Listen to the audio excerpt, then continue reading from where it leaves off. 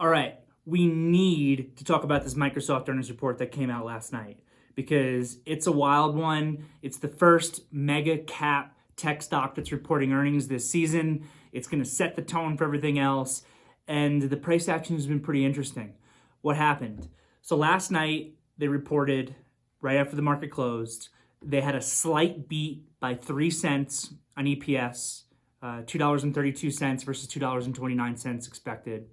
And they had a slight miss on revenue. So kind of a little bit of a mixed, mediocre report. What did the stock do? Immediately the stock ripped on it.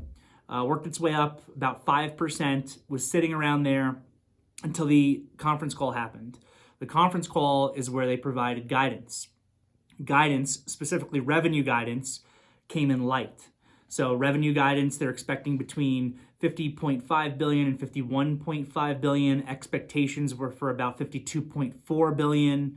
So they're about $1.5 billion shy of expectations of revenue. And that then set the stock to go all the way back down.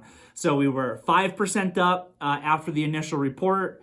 Conference call happens. By this morning, we were down almost 5% on the downside at lows today for Microsoft. So a really big turnaround.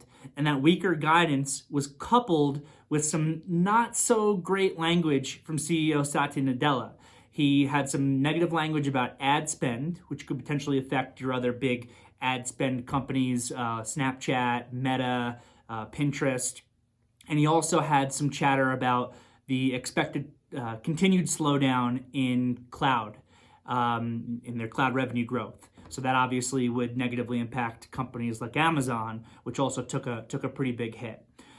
This price action is really interesting because we opened up then down a lot in Microsoft, and just a few minutes ago, the trading day here is still open. Microsoft just ticked green. So how is it that Microsoft was able to make a comeback? Well, first of all, how did the stock even go up on a mixed report? And how is the stock even holding around the flat line at all if the initial report was mixed and the guidance is not looking good? It's coupled by some pretty bad language coming from the CEO. And it's all about expectations coming into the report. This earnings report on Microsoft is the big test of the thesis that I have consistently been talking about, where people are not expecting these companies this earnings season to be able to beat expectations. So maybe just meeting expectations or giving a little bit of a mixed report or not giving a report that's the end of the world is enough for stocks to potentially hold up or even move higher.